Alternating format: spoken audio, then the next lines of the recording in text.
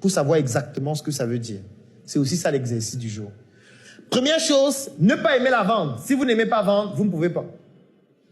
En fait, vous devez tellement aimer la vente au point où chaque fois que vous discutez avec un prospect, c'est comme si vous avez un rapport sexuel jouissif. Vous devez être content de vendre. En fait, vous devez vous lever chaque matin en vous disant « Enfin, je me suis réveillé, il faut qu'elle commence à vendre. » Parce que si la vente pour vous c'est un calvaire, vous ne pouvez pas vendre. Vous ne pouvez pas. La vente doit être l'élément qui vous donne le souffle de vie. Et vous devez le considérer comme tel. Si je ne gagne pas cet argent en vendant, je ne peux pas vivre normalement. J'ai besoin de ça pour vivre. Et je dois aimer le faire. Ça, c'est la première chose. La deuxième chose, c'est de ne pas connaître son marché. On a longuement parlé de ça lors de la méthodologie SCP. La segmentation, le ciblage et le positionnement, c'est ça qui permet de connaître son marché. Parce que vous ne pouvez pas proposer un produit à quelqu'un qui ne correspond pas à votre marché. Ça ne fonctionne pas.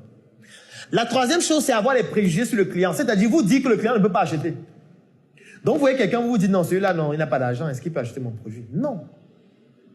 Allez essayer avant que les résultats vous montrent que vous avez eu tort. Et encore que même si vous avez eu tort, c'est une expérience. Donc, ne restez pas en vous disant, non, celui-ci, il ne peut pas acheter mon produit. Celui-ci, ça ne sert à rien de le prospecter. Non, ça sert toujours à quelque chose de prospecter quelqu'un. Parce qu'on ne sait pas ce qu'on va découvrir. Autre chose, c'est de parler plus qu'écouter. Un bon vendeur ne parle pas. Il parle 2 fois moins que le client. Comme on dit souvent, si on a 2 oreilles et une bouche, c'est parce qu'on a 2 fois plus besoin d'écouter que de parler. Quand vous êtes avec un prospect, vous devez vous rassurer que vous parlez le moins possible.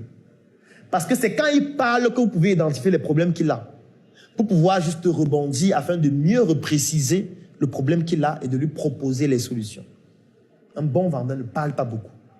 Il écoute de manière active pour identifier les problèmes. Et quand il a identifié les problèmes, il peut proposer des solutions qui peuvent aboutir sur des ventes. Autre chose, c'est poser des questions fermées. Erreur très grave. Ne posez pas des questions auxquelles on peut répondre par oui ou par non.